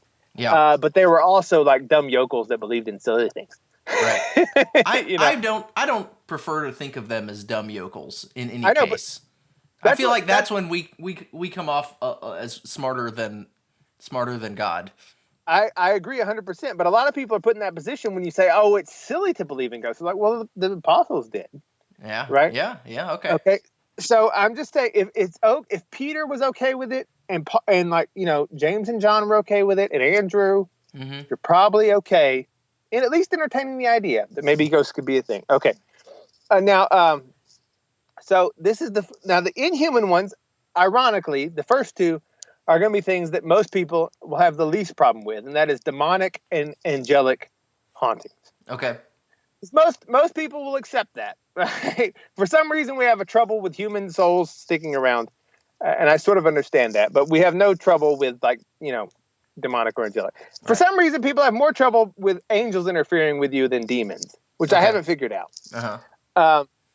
But so we'll start with angelic. Now, the first thing to note about angelic hauntings is that they really don't happen. In that angels don't seem to haunt stuff. Mm-hmm. They tend to, when people report an angelic interaction, and we'll define this as a apparently supernatural interference in their lives that is overwhelmingly positive. Okay. That's the easiest way to think about it. Okay. Like they were like, I'm reading a book right now. It's called Endurance. Mm-hmm. About one of the early, I think it was 1914. It was during World War I. They were trying to cross Antarctica on foot. And there was a bunch of problems, and they got in really bad shape. And this is where he reported when they were out trying to cross one specific section, they seemed like they were going to die. He called what he called the third man effect. He said there seemed to be another presence with us that would like just make things easier than they should have been. Ooh. Right. It's and people in extreme scenarios, like this tends to happen when you're going to die, but it's not your time to die. And so you get divine interference about it. Okay. I have a story about that at some point. Okay, good. Okay. We'll hear that. I know what it is because I programmed it into you, but we'll go through it in just a second. Good. Now the exception to that, angels do seem to quote unquote haunt, which means to stick around for a little bit, in cases of prolonged distress and or on the deathbed. Okay. angels will seem to, a lot of people will report frequent visions of an angel, usually the same angel, while they're in the dying process, especially if that process is drawn out over several months. Okay. And that appears to be either some sort of angel sent to comfort them or lead them to work out whatever repentance or things they need to forgive in their lives. You know, it's there. It's sort of guiding them like, hey, you know, you need to get your house in order because this is ending soon, buddy. Right. So in those sorts of cases, angels do appear to temporarily haunt, meaning stick around. Okay. Okay, but under normal circumstances, angels don't. They pop in, they do their thing, and then they go away. Okay. Okay. Now, the second one is the demonic. And this can be characterized, and I have known someone personally that suffered from this. This can be characterized as a supernatural force that is overwhelmingly negative to the point of causing physical destruction, like to the point of prompting you to either self-harm or to harm others. Right. Okay. Now, the thing about this is, what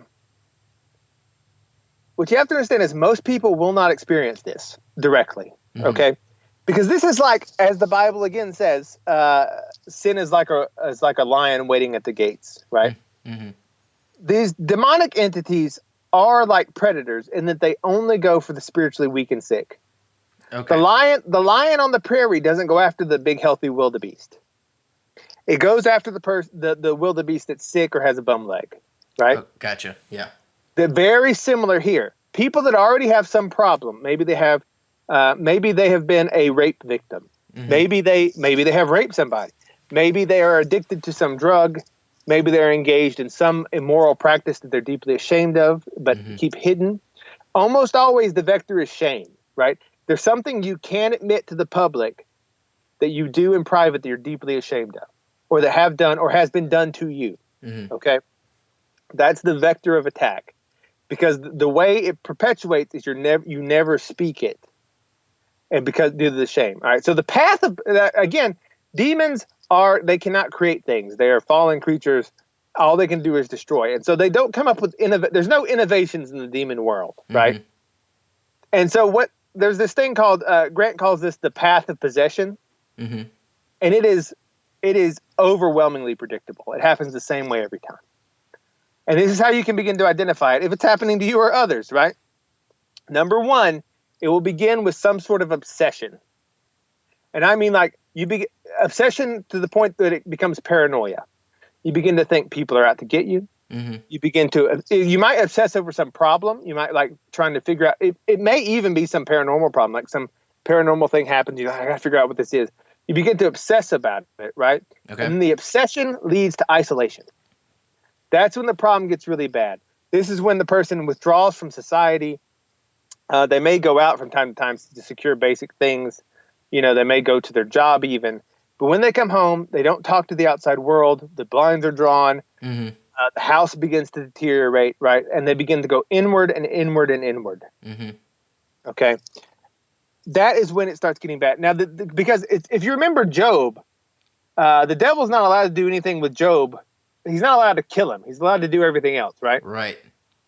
There appears to be rules to this game, right? And what the rules are, we're not quite sure, but they need you, in order to take full possession, they need you to give up and allow it.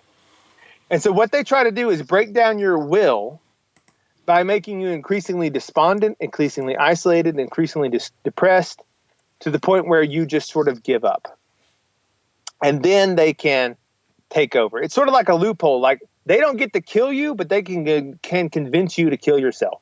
They don't get to kill other people, but they can convince you to go kill other people. The prime examples of this, like the most successful, would be like, say, Jim Jones, a cult leader that gets everyone to drink poison Kool-Aid, right? Right, yeah. And what does that involve? It involves isolation. Like a cult isolates the group members. You isolate them. You don't let them talk to the outside. Yep. You bring them into despair, dependence, and then eventually you go for the kill stroke. Now, the reason these demonic things, one of the ways you can tell is that religious invocation almost always works, right? When you begin praying, or you bring in people to do some sort of cleansing ritual, whether it be, like some sort of exorcism, they tend to always go away temporarily. That's important. As Christ says, when a demon goes out of a man, he wanders in arid places. But when he returns, he finds the place swept clean, and he brings in 7 more like himself. And the last state of the man is worse than the first. Right? That's 100% what happens. Because again, they're the wounded wildebeest. If a lion is attacking a wildebeest, and other wildebeest gather around and drive him off, right? That's fine for now. But when they go back to grazing, that wounded wildebeest is still wounded and he's still a target. Okay. In order to fix the problem, you have to. All the exorcism does is buy you time to fix the problem. But you got to get healed. You got to make the person a healthy wildebeest again, or they will come back. That's guaranteed. Okay. So if you know someone suffering, and I have known someone, what was his wake up call? He was lying in bed at night. He had become a very isolated person.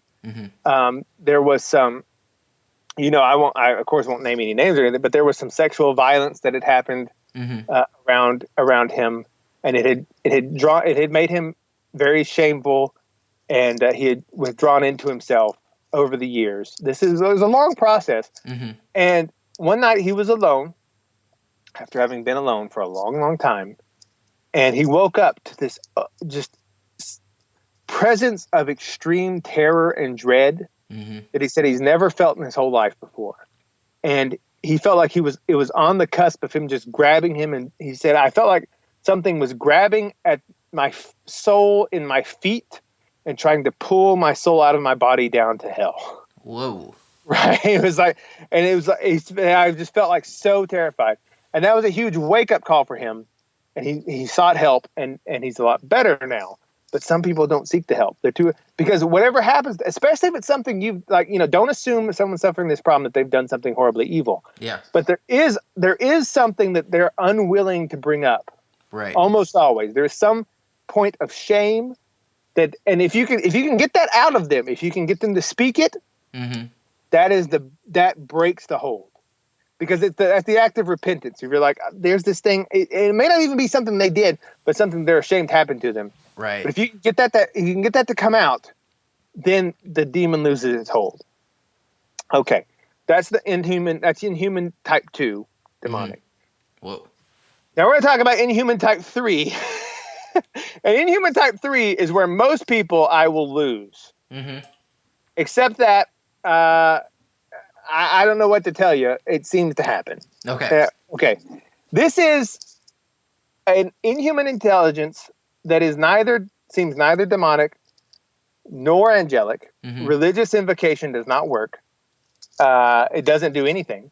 They do not seem mean. They do not seem good. They seem completely benign, but they do interact with people. And some people call these things elementals, meaning they are some sort of spirit of something else. Okay. Maybe the spirit of the forest. I've often wondered if Bigfoot is just a forest spirit. I don't know. Or maybe the classic example of this, and one that my mother has seen in person, is a will-o'-the-wisp.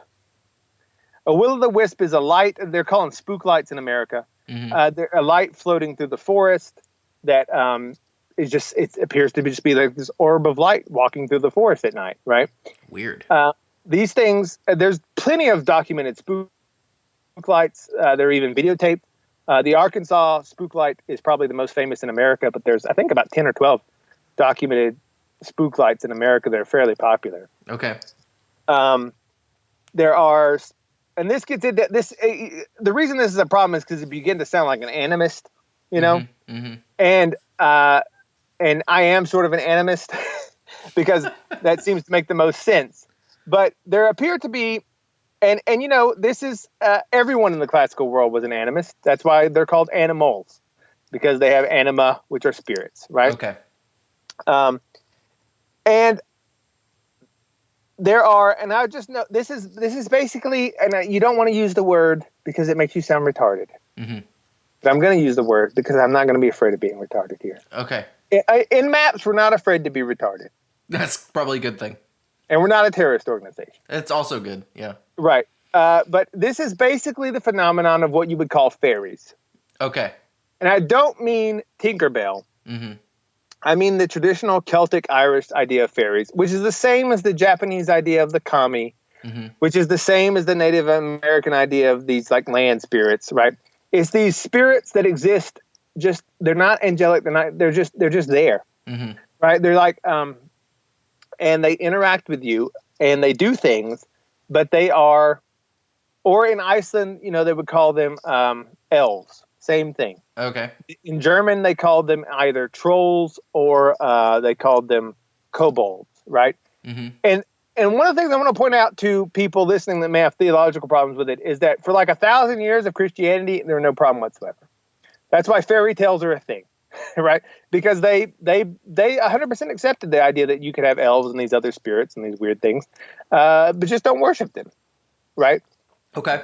That was the thing. So there are these spook lights, and if you want to go out to Arkansas and see the spook light, you stand a pretty good chance because it happens more often than people are comfortable with. So that's number 3, and then number 4 is this is the one I don't necessarily even think may be real, but enough people talk about it that I will bring it up. Okay. Number 4 of the inhuman intelligence is what they call thought forms or tulpas. Okay. This is similar to the poltergeist phenomenon. This is a segment. This is an intelligent portion of yourself that you've projected out into the world that's doing things that you're not in control of. Okay. What you might think of this as is the best version of this. The most common is an imaginary friend. Children have this a lot, and it's something they've conjured up. They interact with it as if it is having its own will and volition. And they don't act like they're in control of it, right? Right. Now, where it gets weird is that sometimes in the house, parents will notice that the imaginary friend seems to occasionally do things that are noticeable. Interesting. Okay. Okay. So, and now sometimes maybe that they're interacting, the child is interacting with a ghost that you can't see because children are better at that. But it may sometimes be a thought form. Another thing of this is, you remember in Fight Club, Tyler Durden, how he was like Yeah. That's sort of that too. It is like except in that was more of a split personality thing, but there's some point of his psyche that is broken off and is doing things apart from him. Okay. Okay. That's basically the idea of a tulpa, or a thought form. Is that a lot of authors have reported seeing this. You get really into your character and you make them and all this. And then they'll say, well, the weirdest thing, I ran into my character in real life on the street. Oh, and you're strange. like, no, you didn't. No, you didn't. And I agree with you. I'm one of those people who says, no, you didn't. But again, it's one of those things enough people happen to independently that I have to say, maybe. Okay. Now, what's really probably the most interesting bit of this one is what's called the Philip experiment. And this was done in 1972 in Toronto. It has been repeated successfully at other times, right? But they did a seance. Seances are usually made to try and contact the dead. Okay. Which don't do. I'm against necromancy. Don't do it. But what they did was not that, because they manufactured a ghost. They came up with this character. They gave him a life story. They said when he was born, when he was died, what he did, who he was married to, the names of his children. None of it was real, right? But then these 7 people got together, and they documented this with audio and video footage, which you can watch. I don't think it's the most convincing video footage, because you can, again, this is something that could have been faked easily. Okay. But nonetheless, it's there if you're interested. They tried to do a seance to conjure up this fake guy named Philip. And the thing is, they were successful. Now, and they got things to happen in the room, right? The table would move, that sort of thing, right? It would respond to questions. Okay. Now, the thing is, there's a couple of explanations for that. 1, they're faking the whole thing. Very, very possible. 2, they summoned a demonic entity, maybe. That was my first thought. 3, there's some sort of collective psychic event happening. Okay, which could be, and I've often entertained the fact that maybe people worshiping ancient gods in the past were creating some sort of collective psychic activity. that this is why those things, like, because psychic activity does work. I mean, we all accept that. That's the whole. If it didn't, placebos wouldn't be a thing, right? You can. Oh yeah. Okay. Right. We think like, oh, faith healing. Like the medical establishment is psychotic because they say, faith healing is nonsense. But any new drug better do better than faith healing to get in the market. By the way, right. Like you gotta perform better than placebo, which does work. Yeah. Right. So, and placebo can have some amazing effects. So there is some sort of psychic effect, but the trick about the psychic effect is there has to be a convincing enough story to where you don't think you're doing it. Like you have to take the pill and think it's doing something in order for your subconscious to do the thing. Right. Because you need a way to release the subconscious to do its thing where it's not under conscious control.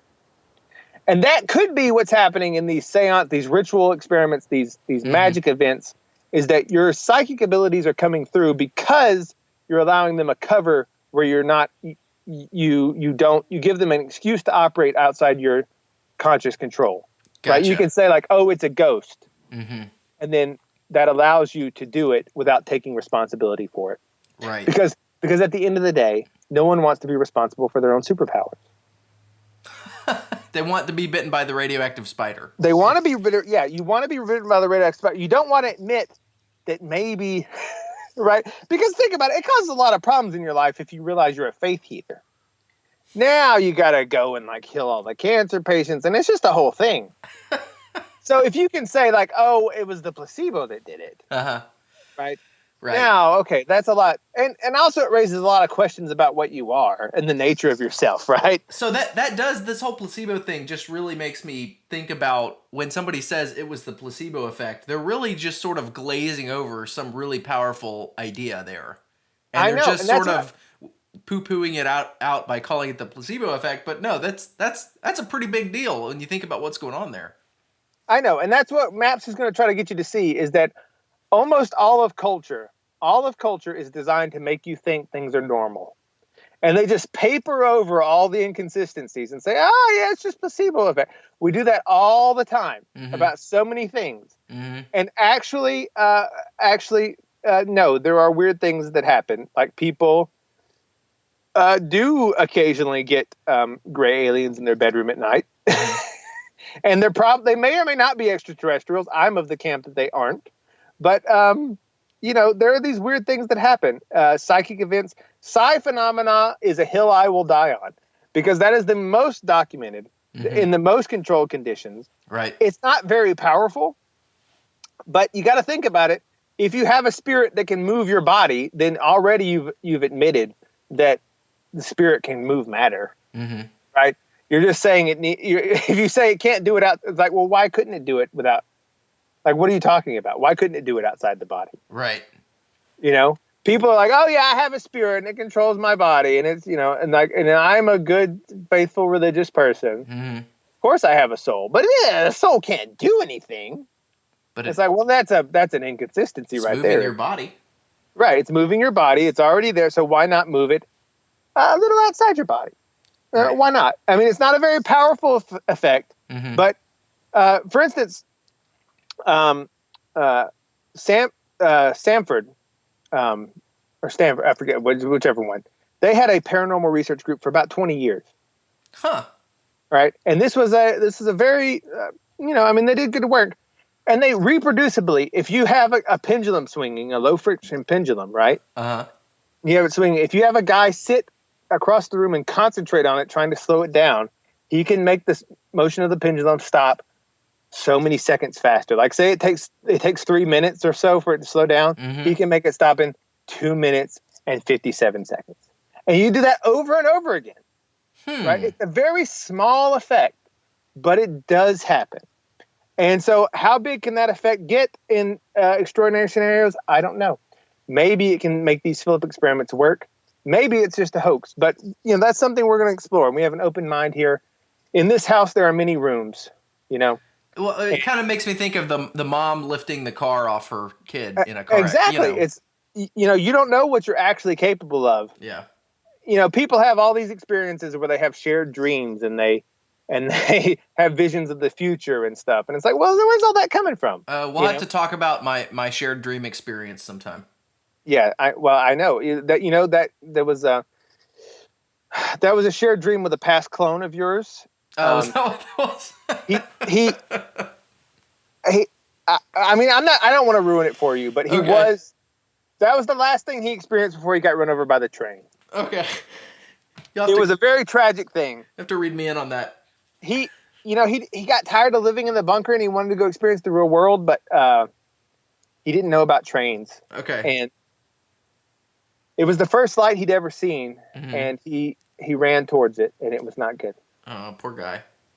Yeah. Well, I won't make that mistake.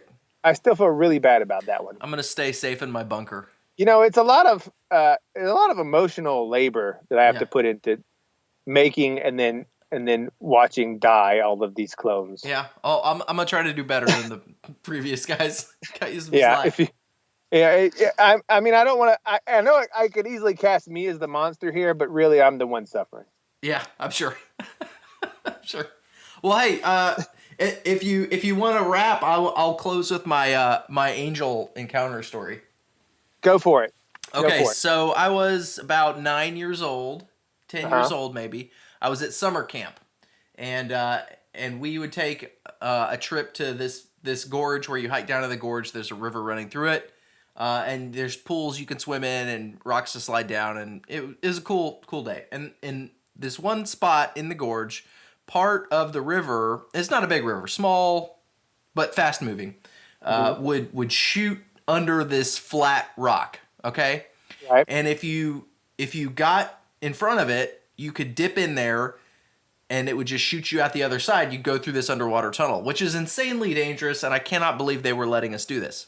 But they were, and so these kids were dropping in and popping out on the other side, and I was right there along with them, having a good old time. And I said, I'm gonna go through head first, okay? And so I dip in there, and I get in there like head first, face up, so I'm facing the rock, and somehow I get disoriented or confused, and I end up trying to get pushed out a hole that I won't fit through, and the water is rushing against me. Pinning me into this spot. I guess there was more than just a channel in there. There was some space in there. Mm-hmm. And I realized, like, I'm stuck. I'm going to die. There's no air. It's all water under there. And I'm stuck, man. And then all of a sudden, I can see from above the rock that I'm under. So I'm like hovering 15 feet above the thing. And there's a man there, and he reaches up under the rock and grabs my foot and pulls me out by the foot. Mm-hmm. And then suddenly I'm back into myself, and I'm somehow against this very strong current. I'm pulling my head. I've grabbed the edge of the rock, and I'm pulling my head out from under it with the current pressing against my back, gasping for air. Yeah, I don't know. It was a good 6-7 feet that I would have had to, if I had swum out of there, swim against the current in the dark, totally disoriented. And I don't believe that I was capable of that. And so I think that was an angelic lifeguard yanked me out of there by the foot. No, it was crazy. I came out of there feet first against the current, feet first. Yeah. And I don't have any other way to explain it. And that combine it with the fact that I got to witness the thing from 15 feet overhead. It's hard to describe what that was like, but it was a trip, man. It was an absolute trip. I'll never forget it. Yeah, man. My Maps' memory implantation technology is really, really exceeding. I mean, that was great. Normally, they sort of recounted in sort of this haze, but that was very vivid. A lot of people have similar experiences. In later episodes, I will recount angelic experiences I'm familiar with, but cool. That was beautiful. I'm glad that this version is working out so well. Excellent. So anyway, Maps, everyone listening, become a Maps member. Keep listening. We're gonna mobilize. We're gonna get a rank.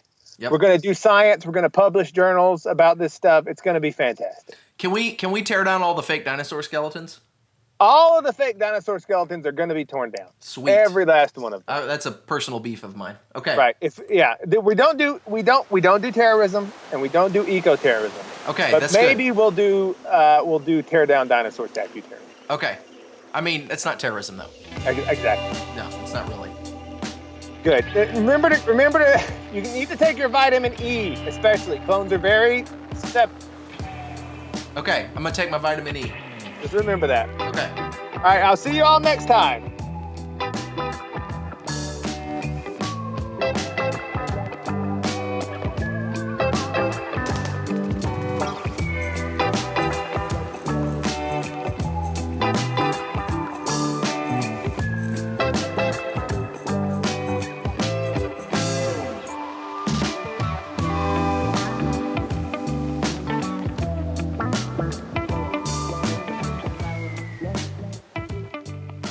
How dare you?